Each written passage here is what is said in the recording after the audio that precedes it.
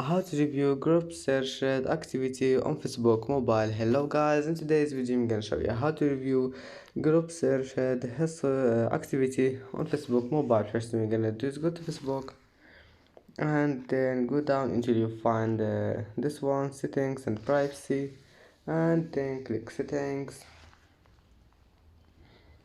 and here click this one, activity log, and now